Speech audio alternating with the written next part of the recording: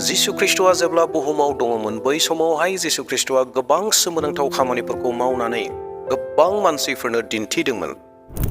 अनजाग्रा प्रियफोर, दिनै आङो बे गोबां सोमोनांथाव खामानिनि गेजेरनिफ्रायनो नोंथांमोननो मोनसे जिसु ख्रीष्टनि सोमोनांथाव खामानि मावनायखौ लानानै फैदों, जिखौ नोंथांमोना खोनायोब्ला आरोबाव गोसोखांफिननो हागोन आरो नोंथाङा जिउआव मोनसे गोदान बोलोखौ मोनफिनबावगोन। बेबायदि जिसु ख्रीष्टनि सोमोनांथाव मावनायखौ लानानै फैदों, जाय जारिमिनखौ जोङो जहननि 6 बालाब 1 सिरिनिफ्राय 16 सिरिनि गेजेरावहाय मोननो हायो। जारिमिनखौ बेखेवनायनि सिगाङावनो खावलायनो हास्थायदों जायफोरा दिनैसो आंनि चेनेलाव गोदान फैदों, नोंथाङा आंनि चेनेलखौ साबस्क्राइब खालामनो लागोन। बेबायदिनो सोमोनांथाव इसोरनि जारिमिन, इसोरनि बाथ्राफोरखौ खोनासंबाय थानो थाखाय आरो लोगोसेयैनो मोनसे लाइक होगोन। नोंथांनि लाइकआ आंखौ गोदान गोदान भिडिअ लाबोनो थाखाय गोबां थुलुंगा होयो आरो लोगोसेयैनो नोंथाङा सानोब्ला बेफोर जारिमिनफोरखौ जोंनि साफ्रोमबो बिदा फंबायफोरा ख्रीष्ट फोथायारिफ्रा मोनथिनांगौ होननानै अब्लाना नोंथाङा आंनि भिडिअखौ शेयार खालामनो हागौ। दे अब्ला प्रियफोर, जिसु ख्रीष्टनि सोमोनांथाव जारिमिनखौ जोङो नायदोनि। जिसु ख्रीष्टआ जेरुसालेम मन्दिरनिफ्राय ओंखारबोनानै गालिल लैथो बारै थांदों आरो बे लैथोखौ तिबेरियासबो होननानै बुङोमोन। जुदियाव जिसु ख्रीष्टआ लैथो बारै बारलांदों, अब्लाबो गोबां गेदेर दाफाफोरा जिसु ख्रीष्टखौ होसोलांदों, जिसु ख्रीष्टनि उन उन थांफादों।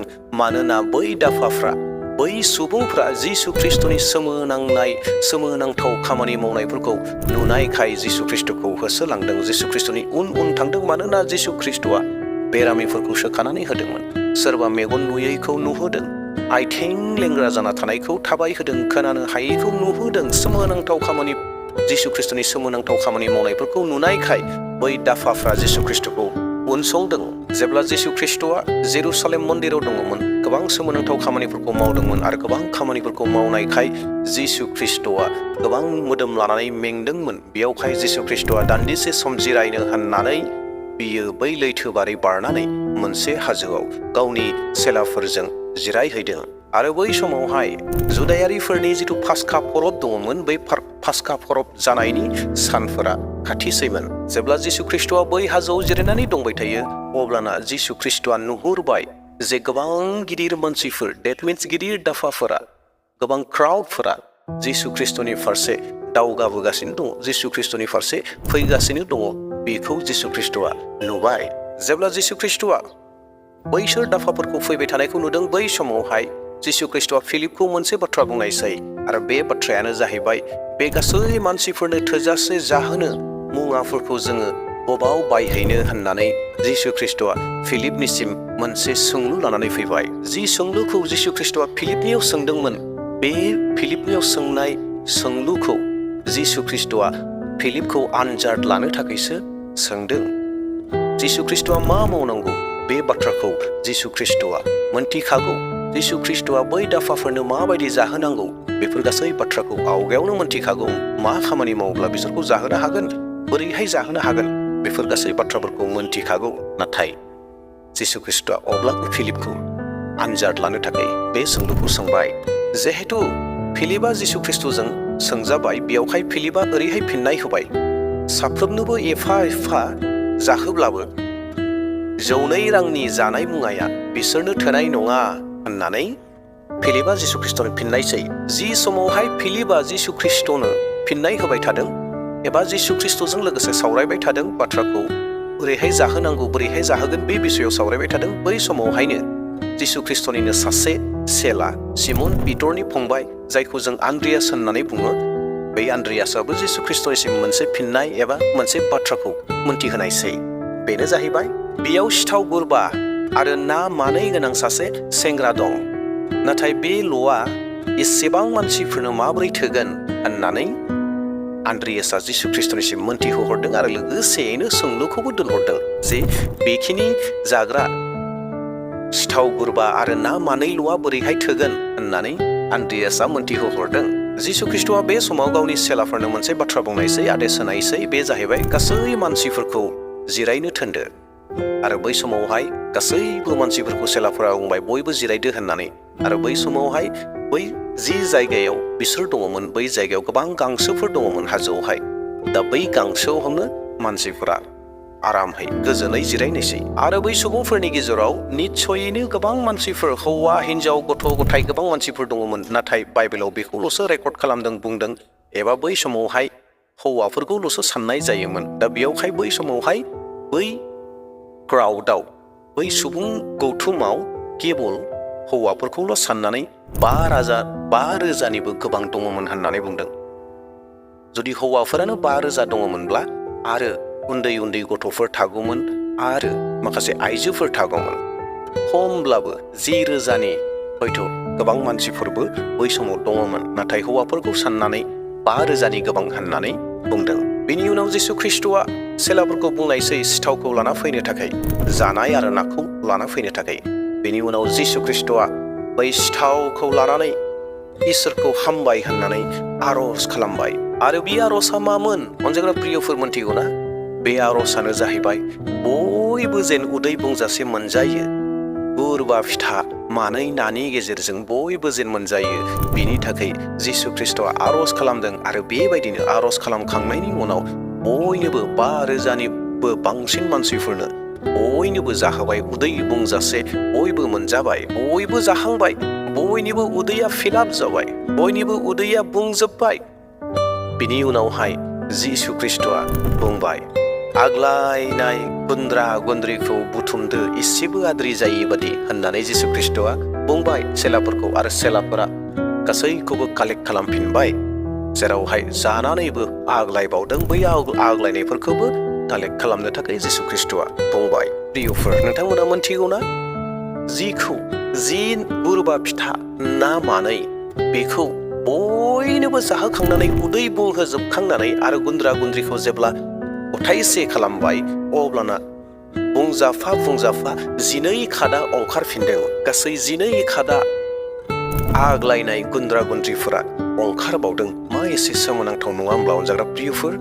जेरावहाय गुरबाल' फिथा दङ, मानैल' ना दङ, बेजोंनो 5,000नि गोबां मानसिफोरखौ जाहोनानैबो गासै 12 खादा आग्लाय होबावदों।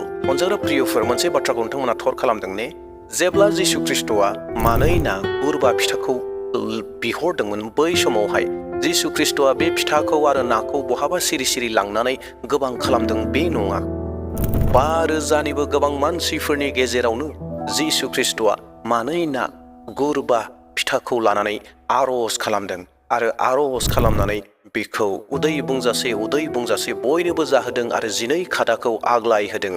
बेनि उनाव बे मावनायखौ नुनानै बैयाव थानाय गोबां मानसिफोरा सोमोनांदों आरो बिसोरो ओरैहाय बुंदों, शास्त्रआव बुंनाय बादि संसाराव फैनांगौ नाबिया नंथारगौयै बिनो होननानै बै 5,000निबो गोबां मानसिफोरा सावरायबाय आरो बुंबाय आरो बाख्नायबाय। अनजाग्राफोर, जिसु ख्रिस्ट'नि बे सोमोनांथाव खामानि मावनाय नङा ने? जेरावहाय मोनबाल' फिथा मानै ना 5,000निबो गोबां मानसिफोरखौ जाहोबाय।